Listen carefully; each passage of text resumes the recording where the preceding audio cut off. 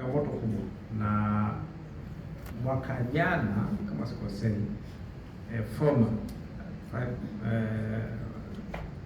Vice President alizungumza kama changamoto ambazo zipo, lakini sioni kama ikifanywa kazi.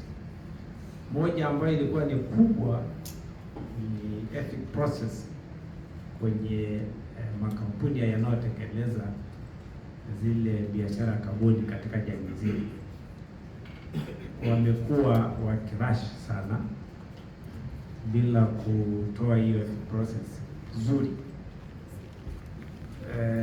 Elimu imekuwa haitolewi, lakini sasa kwa nini sasa tunasema ni muhimu? Kwa sababu kwa mfano leo ukianzisha biashara ya kaboni ya udongo, soil carbon, katika ardhi ya wafugaji,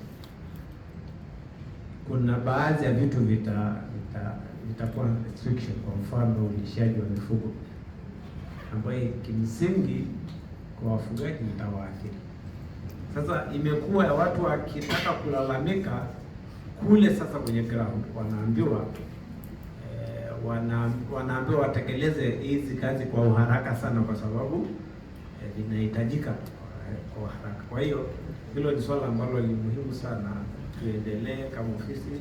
Na mimi nilikuwa nashauri pia sana kwamba kwa mfano hakuna uwezekano, kwa mfano carbon monitoring center kabla hajampitishia huyu mtu mradi ameassess, je, ameweza kutoa elimu ya kutosha na amekubalika na jamii kuanzisha mradi katika eneo lile, ndipo aweze kumsaidia na kumsajilia mradi wake.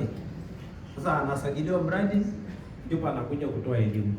Kwa hiyo hakuna tena kizuizi ambazo kitamzuia yeye asiweze kumeet zile need ya jamii, kwa sababu tayari ameshapata kibali katika taasisi inayohusika.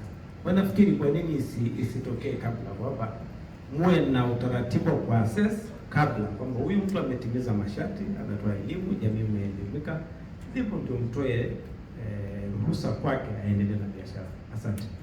Nakushukuru sana. Kama ulisikiza pale mwanzo, nilisema kuna miradi takriban 82 ambayo imeshaletwa kule kwenye Carbon Monitoring Center kwa ajili ya approval mbalimbali. Mpaka sasa hivi miradi ambayo inafanya kazi ni miradi 6 tu, na sababu yake ni hiyo kwamba tumeongeza stringency kwenye utaratibu ule wa kuhakikisha kwamba mradi unaotolewa jamii inakuwa inajua vizuri na imehusika, sio tu kwamba jamii iletewe fedha, inahusika kuanzia mwanzo.